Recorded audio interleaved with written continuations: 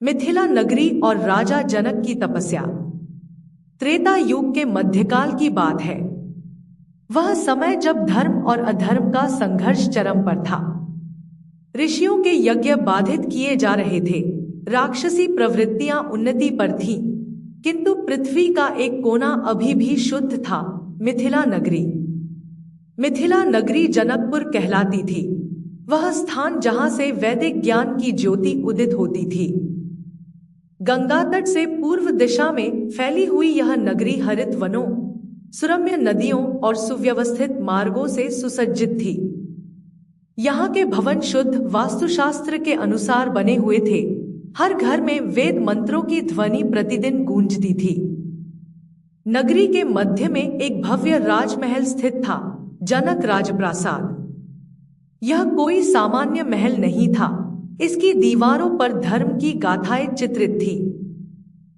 प्रवेश द्वार पर दोनों ओर वेदों के प्रतीक स्तंभ थे और महल के द्वारपाल हाथ में कमंडल और दंड धारण किए हुए ब्राह्मण थे। जनकपुर का समाज अत्यंत शिक्षित था। वहां शूद्र, वैश्य, क्षत्रिय और ब्राह्मण सभी वर्णों में समता थी। नारी सम्मान वहां सर्वोच्च था। कोई भूखा नहीं रहता, कोई अशिक्षित नहीं होता, कोई अन्याय नहीं सहता। वे वेदांत के प्रकांड पंडित थे और योग के उच्च साधक। उनके राज्य में कोई भी निर्णय धर्म और न्याय के बिना नहीं होता था। वे प्रतिदिन प्रातःकाल ब्रह्म मुहूर्त में उठते, ध्यान और योग करते, तत्पश्चात महर्षियों के संग वेद विचार करते। जनक का एक ही लक्ष्य था, धर्म की रक्षा और सत्य की स्थापना। उन्होंने कभी भी अपनी सत्ता का प्रयोग व्यक्तिगत सुख के लिए नहीं किया। प्रजाजन उन्हें पिता समान मानते थे। वे युद्ध में योद्धा, सभा में दार्शनिक और जनता के बीच में सेवक थे। राजा जनक की धर्मपत्नी थी महारानी सुनयना। वे एक अत्यंत सुशील, त्यागी और धर्मपरायण स्त्री थी। जनक और सुनयना के कोई संतान नहीं थी और यह बात युगों से उनके जीवन की शून्यता बनी हुई थी। परंतु उन्होंने इस पीड़ा को कभी भी राज्य पर प्रभाव नहीं डालने दिया। राजा जनक के छोटे भाई का नाम था कुशध्वज, जिनका राज्य सांकाश्य के समीप था। वे भी धर्म के पथिक थे और उनके दो पुत्रियां थीं, मांडवी और श्रुतिकीर्ति। यद्यपि वे सम्राट थे, किंतु उनका जीवन ऋषियों जैसा था।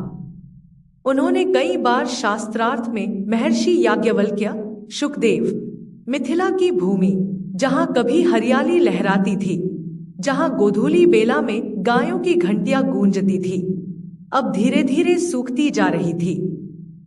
आकाश जैसे रूठ गया हो, बादलों ने मानो संकल्प कर लिया हो कि वे मिथिला की धरती पर एक बूंद भी नहीं गिराएंगे। नदियां सिकुड़ने लगीं, तालाबों में काई जमने लगी और फसलें खेतों में मुरझा गई। जनकपुर की प्रजा उदास थी, किसान व्यथित थे। घरों में अन्न का भंडार खाली होने लगा था। राजा जनक के महल तक यह वेदना पहुंची और उन्होंने अपने सभासदों को बुलाकर पूछा, क्या मेरी प्रजा भूख से तड़प रही है? क्या मेरे राज्य में कोई दुखी है? एक वृद्ध मंत्री ने उत्तर दिया, राजन, इस बार वर्षा नहीं हुई। यज्ञ कराए गए, मंत्र पढ़े गए, परंतु बादल नहीं बरसे। प्रजा अब आपके निर्णय की ओर देख रही है। राजा जनक चुप हो गए। उन्होंने आकाश की ओर देखा और बोले, हे देवताओं, यदि मेरा जीवन धर्म के मार्ग पर चला है, यदि मैंने कभी भी किसी का अन्याय नहीं किया, तो मुझे रास्ता दिखाओ। रात भर राजा ने नींद नहीं ली। वे प्रजा के दुख से इतने व्यथित हुए कि उन्होंने निश्चय कर लिया, अब राजा नहीं, एक किसान के रूप में मैं स्वयं हल उठाऊंगा। यदि भूमि मां है तो वह पुत्र के परिश्रम से पिघलेगी।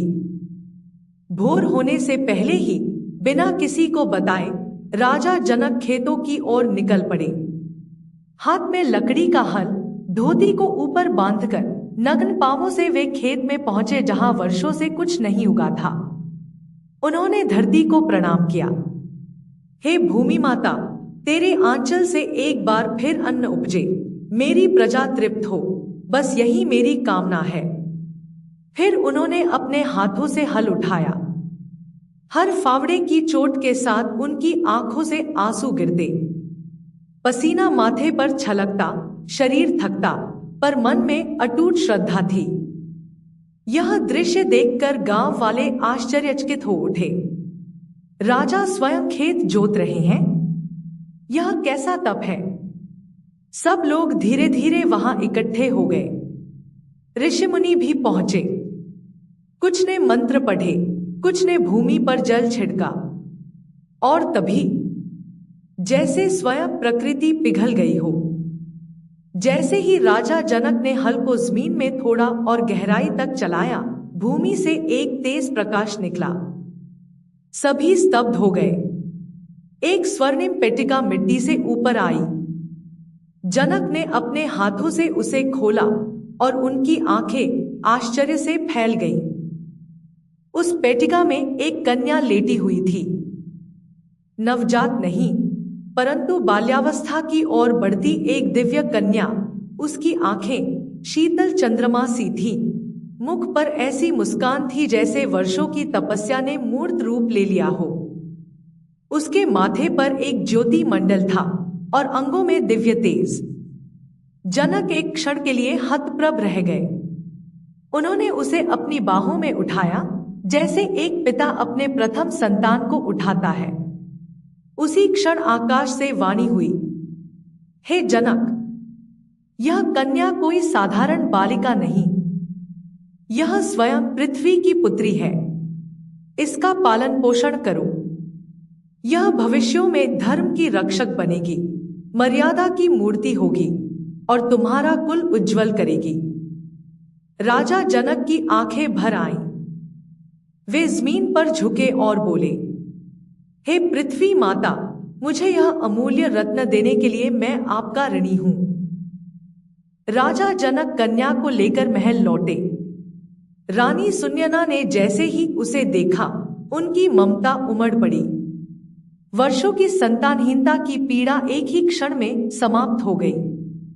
महल में उत्सव मनाया गया, नगरी को सजाया गया, ब्राह्मणों ने शुभ मुहूर्त निकाला। राजा ने कहा, चूंकि यह कन्या हल की नोक से उत्पन्न हुई है, जिसे सीत कहते हैं, अतः इसका नाम होगा सीता। राजा जनक की गोद में जब सीता आई, उस दिन से मिथिला बदल गई थी।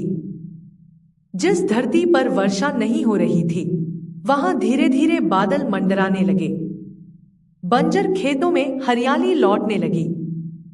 पशुओं की आंखों में चमक लौट आई। प्रजा को लगा जैसे स्वयं देवी लक्ष्मी ने राजमहल में जन्म लिया है। सीता जी का बचपन अत्यंत सरल, शांत और ओजस्वी था। वह बचपन किसी आम बालिका जैसा नहीं था। उनके नेत्रों में करुणा की गहराई थी और उनके मुख पर एक ऐसी मुस्कान जो देखकर लोग भूल जाते कि संसार में कोई दुहक भी है। रानी सुनयना उन्हें मां पार्वती की तरह लालन पालन कर रही थी। राजमहल में जैसे एक नई सुबह हो गई थी। सीता की बाल किलकारियां हर ओर गूंजने लगी। जब वे चलना सीख रही थी, तब उनके पैरों के स्पर्श से महल के फर्श पर कमल से चित्र बनते।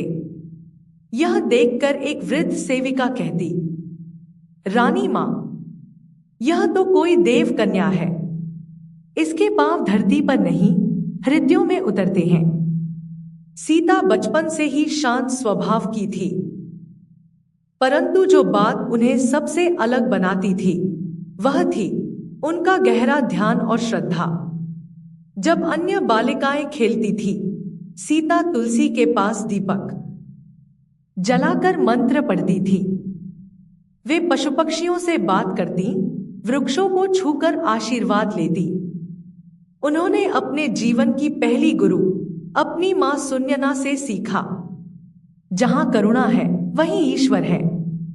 महल में ब्राह्मणों से उन्हें वेदों की शिक्षा दी जाने लगी। साथ ही अस्त्र शस्त्रों की भी प्रारंभिक विद्या सिखाई गई। लेकिन सीता का मन सबसे अधिक रमता था भक्ति में, ध्यान में और सेवा में। एक दिन जब सीता लगभग 8 वर्ष की थी, महल में एक बहुत बड़ा आयोजन किया गया। राजा जनक ने अपने कुलगुरु से कहा, मेरी पुत्री असाधारण है। न जाने क्यों मेरे मन में बार बार यह विचार आता है कि इसे कोई साधारण वर नहीं मिल सकता। कुलगुरु ने उत्तर दिया, राजन, जब कन्या दिव्य होती है तो उसके विवाह की शर्त भी दिव्यता से युक्त होनी चाहिए। क्यों न शिव जी का धनुष सभा में रखा जाए? जो वीर उसे उठाकर प्रत्यंचा चढ़ा सके वही इस कन्या का योग्य वर होगा। राजा जनक को यह बात जंच गई।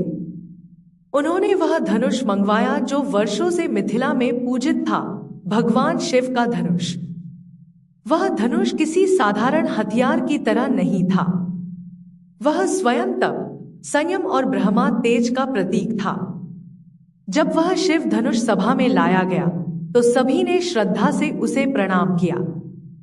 परंतु तभी कुछ ऐसा हुआ जो किसी ने सोचा भी न था। सीता जी ने सहज भाव से उसके समीप जाकर उसे स्पर्श किया और जैसे ही उन्होंने धनुष को छुआ, सभा में एक अद्भुत प्रकाश फैल गया। कोई धमाका नहीं हुआ, कोई शोर नहीं, बस एक गूंज, जैसे ब्रह्मांड ने उन्हें पहचान लिया हो। सभा मौन हो गई। राजा जनक की आंखें नम थी। उन्होंने धीरे से कहा, अब मुझे विश्वास हो गया, यह कन्या इस पृथ्वी की नहीं, यह त्रिलोक की मर्यादा का केंद्र बनेगी। सीता ने धनुष की ओर देखा और मन ही मन भगवान शिव को प्रणाम किया। हे त्रिपुरारी, यदि मैंने कभी किसी को दुहक नहीं दिया, यदि मेरा मन सत्य और करुणा में स्थिर है, तो एक दिन मुझे वह वर अवश्य मिलेगा जो इस धनुष को सहजता से उठाएगा और जिसके साथ मेरा धर्ममय जीवन पूर्ण होगा। चौथा अंश, राम और लक्ष्मण का मिथिला आगमन और सीता की पहली झलक। दूसरी ओर अयोध्या में राम और लक्ष्मण की किशोर अवस्था चल रही थी। एक दिन राजा दशरथ के दरबार में ऋषि विश्वामित्र पधारे। उनके तेज से सारा दरबार चमक उठा। महाराज, ऋषि बोले, मेरे यज्ञ में असुर विघ्न डाल रहे हैं। मैं आपसे आपकी 2 संतानों राम और लक्ष्मण को कुछ समय के लिए चाहता हूं। राजा दशरथ विचलित हो उठे। ऋषिवर, वे अभी बालक हैं।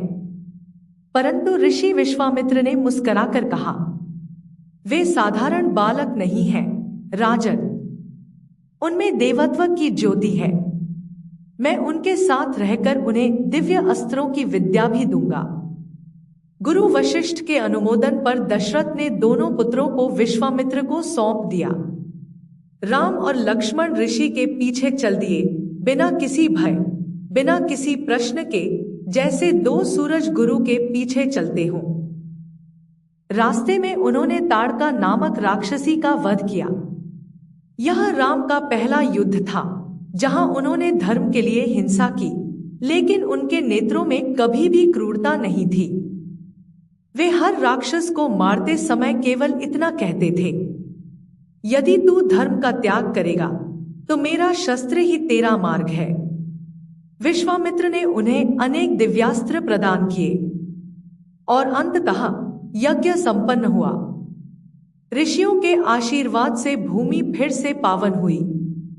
यज्ञ के पश्चात ऋषि विश्वामित्र ने दोनों भाइयों से कहा, अब हम मिथिला चलेंगे। राजा जनक ने एक विशाल यज्ञ का आयोजन किया है। वहां तुम शिव धनुष का दर्शन करोगे। राम और लक्ष्मण ने उस नाम को पहली बार सुना, जनक। लेकिन उस नाम के साथ जैसे कोई अनदेखी शक्ति उनके हृदय में स्पंदन करने लगी थी। वे आगे बढ़े, वनपथ से होते हुए, नदी पार करते हुए, रातें आश्रमों में बिताते हुए। और एक दिन जब वे मिथिला की सीमाओं में पहुंचे, वहां की शीतल वायु, सुगंधित पुष्पों की बगिया और मंदिरों की घंटियों की ध्वनि ने उनका स्वागत किया। जब समाचार फैला कि राजकुमार राम और लक्ष्मण मिथिला आए हैं, नगर की स्त्रियां उल्लासित हो उठीं। एक वृद्धा बोली, सुनो सुनो, अयोध्या के वे राम आ रहे हैं जो ताड़का को मार आए। दूसरी बोली, कहते हैं वे स्वयं भगवान नारायण के अंश हैं। और तीसरी ने मुस्कुराकर कहा, देखना बहनों, हमारी सीता बिटिया को यदि कोई योग्य वर मिलेगा तो वही होगा जो शिव धनुष को उठाएगा। राजमहल के एक झरोखे से सीता जी ने राम को देखा। वे चौंक गई। मन ने पहले कभी ऐसा कंपन नहीं महसूस किया था। उन्होंने देखा एक दिव्य युवराज, मृदुल मुख, गंभीर दृष्टि और ऐसी चाल जैसे धर्म स्वयं धरती पर चला आ रहा हो। राम भी सीता को नहीं देख पाए थे, परंतु जैसे वायु में कोई सुगंध घुली हो। उन्होंने लक्ष्मण से कहा, भैया, यहाँ की वायु कुछ अलग है। लगता है जैसे किसी ने मन को बांध लिया है। सीता ने धीरे से झरोखे की ओट में जाकर आंखें मूंद ली और उसी क्षण बिना कोई शब्द कहे राम और सीता के बीच पहली मौन भेंट हुई, जो न नेत्रों से पूरी तरह देखी गई, न शब्दों से कभी कही गई, परंतु हृदयों में सदा के लिए अंकित हो गई।